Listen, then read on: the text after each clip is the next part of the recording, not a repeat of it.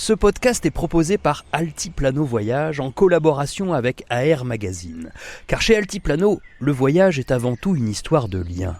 Lien avec le monde, avec les cultures, mais aussi avec celles et ceux que nous accompagnons. Ici, pas de distance, pas de formule toute faite, mais une envie sincère de partager, d'échanger et de faire vivre des expériences uniques, sur mesure, avec humanité et passion. Que des beaux voyages, c'est promis.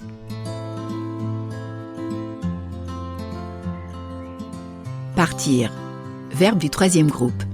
Aller voir ailleurs, s'échapper, larguer les amarres, prendre la route. Je m'appelle Sandrine Mercier, rédactrice en chef de AR Magazine, et vous écoutez Allez on part, le podcast qui vous transporte loin du quotidien, au plus près de l'essence du voyage. Pour fêter les 15 ans du magazine, nous avons imaginé avec Altiplano Voyage une série inspirée de notre beau livre 50 destinations nature, voyage d'une vie, publié chez GeoVoyage. Chaque épisode est une invitation à revivre ces expériences d'exception à travers le regard des reporters qui les ont vécues sur le terrain. Allez, on part. Épisode 6. Entre Chili et Argentine, croisière dans les canaux de Patagonie. Il y a canaux et canaux. Le canal du Midi convient à la péniche. Celui de Suez est taillé pour les tankers. Ceux de Venise se visitent en gondole. Quant à ceux de Patagonie, on les découvre en bateau de croisière expédition entre Punta Arenas et Ushuaia. Récit d'une odyssée de 4 jours à bord d'Australis, dans un labyrinthe aquatique où la nature s'impose plus qu'ailleurs. Tercer glaciar, Francia. Este glaciar nace en el monte Francia. Vas-y si tu as fait le tour du canal du Midi et si tu aimes le fracas sourd des glaciers qui se jettent dans les fjords. Évite si un ciel gris et bas te donne envie de te pendre, si tu veux voir un manchot empereur, car ici, on fait dans les manchots de Magellan.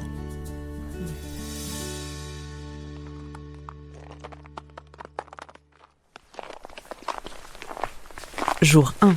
La baie d'Ainsworth, entre Panorama et Castorama. Il y a 100 ans, le glacier Marinelli arrivait là où nous marchons. C'est notre guide Esteban qui parle dans la baie d'Ainsworth. Puis il pointe au loin la cordillère de Darwin, couronnée de neige. Aujourd'hui, il a reculé jusqu'à là-bas, soit une 20aine de kilomètres. Observez le paysage. Il a été façonné par les glaciers il y a 1 million d'années. Si une montagne est ronde, cela signifie qu'elle se trouvait sous la glace. Si elle est pointue, on peut à l'inverse en déduire qu'elle est demeurée au-dessus de la couche de glace. La question du relief ayant été abordée, on s'intéresse à la végétation. Comment renaît-elle après la disparition de la glace ? On écoute Esteban. De la symbiose entre des microalgues et des champignons naissent des lichens verts ou jaunes ciselés comme des dentelles. Grâce à la pureté de l'air, ils se développent très bien et vont nourrir le sol sur lequel mousse, bruyères et arbustes vont progressivement s'implanter. Et voilà comment le cycle de la vie reprend. Jour 2. Qui es-tu, manchot de Magellan ? Quand Magellan et son équipage ont vu pour la première fois ce drôle de canard, qui ne vole pas et crie comme un âne, ils l'ont trouvé facile à chasser et appétissant, même si la viande est granuleuse. Explique notre guide Esteban, tandis que nous observons depuis le Zodiac une colonie de manchots de Magellan sur les îles Tucker. Pour les distinguer des autres espèces de manchots ? Facile. Leur ventre est blanc, barré de 2 bandes noires. La tête, les joues et le cou sont noirs, tandis qu'un galon blanc passe au-dessus de l'œil pour se prolonger en cercle autour des joues. Sur Terre, l'animal a l'air bien emprunté avec ses pattes courtes et sa démarche raide. C'est parce qu'il n'a pas de genoux, mais dans l'eau, il est un excellent nageur. Commente Esteban. Si Fernand de Magellan a donné son nom au manchot, on lui doit aussi l'appellation terre de feu. Quand il s'aventure à travers les canaux de Patagonie avec l'ambition de trouver une route pour rejoindre l'océan Pacifique, il aperçoit des fumées s'élever au-dessus des terres. C'est ainsi qu'il choisit de nommer ce nouveau territoire, Terre de Feu, Tierra del Fuego en espagnol. Ces fumées émanent des feux allumés par les peuples autochtones, Onas, Yagan, Alakalouf, pour se prémunir du froid et de l'humidité, 2 ennemis mortels sous ces latitudes. Contre les colons, en revanche, ils ne trouveront pas de parade et seront massacrés sans pitié.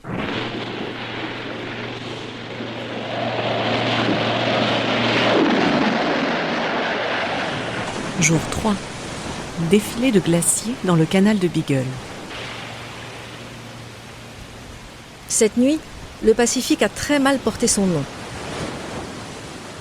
Grosses vagues, pluie battante, vent terrible. Puis au matin, plus rien.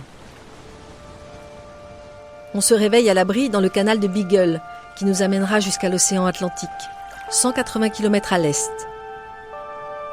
Le ciel est gris, d'un gris cruel qui écrase la terre, selon l'expression de l'écrivain chilien Francisco Coloane. C'est vrai qu'il pèse lourd, ce ciel au-dessus des montagnes, au-dessus de la mer. Parfois, un coin de ciel bleu jaillit, tellement inattendu. Parfois, une bourrasque surgit sans prévenir et fouette la cime des vagues. D'un fjord à l'autre, on rencontre des glaciers qui, tels des fauves autour d'un point d'eau dans la savane, se penchent jusqu'au ras de la mer pour s'abreuver. Le plus costaud, le plus sidérant, est le glacier Pia, qui, en dépit du réchauffement climatique, continue de s'étendre. Croulant sous sa masse, craquant de toutes parts, il s'effrite. De temps en temps, des pans de glace se détachent de sa falaise frontale, dans un énorme fracas, et vont s'écraser dans la mer. Tout le fjord en tremble. Dans ce décor grandiose, chacun des minuscules passagers semble se recueillir comme dans une cathédrale. Coloane, encore lui, écrivait « Il est des paysages, comme des instants de notre existence, qui restent à jamais gravés dans notre mémoire. Ils s'imposent à nous avec une intensité bouleversante. » Jour 4. Cap Horn ou pas Cap Horn ? La question est dans toutes les têtes alors que la croisière approche de son terme. Pourrons-nous débarquer au terrible Cap Horn où tant de bateaux ont sombré ? Pourrons-nous poser un pied sur ce mythique caillou, le plus austral de l'Amérique du Sud, que les tempêtes se plaisent à rosser en toute saison ? 7 heures. Aux nuages sombres succèdent des trouées lumineuses. Débarquement autorisé. Les Zodiacs nous déposent sur une plage. Il reste à gravir les 170 marches d'un escalier accroché à la falaise. Au sommet, le vent se déchaîne. Courbé et chancelant sous les bourrasques, on marche jusqu'à la sculpture géante d'un albatros, dressée ici en hommage aux caporniers ayant péri dans les parages. On compte tout de même 900 naufrages et 10 000 morts. On est maintenant dans le phare du bout du monde, sur l'île de Cap Horn, le point plus austral du monde. On peut aussi trouver rassurante et utile la présence d'un phare. Ça tombe bien, il y en a un dont José et Paloma sont les gardiens.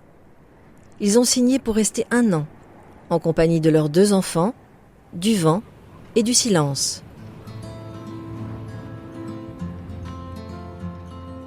Cet épisode a été écrit par Sandrine Mercier, lu par Cécile Ribaud-Caillol et réalisé par Anne-Cécile Perrin.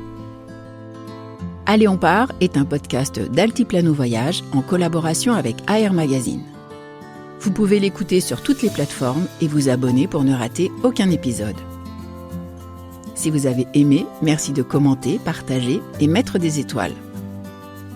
Pour prolonger le voyage, rendez-vous sur le site altiplano-voyage.com ou sur le site du magazine ar-mag.fr.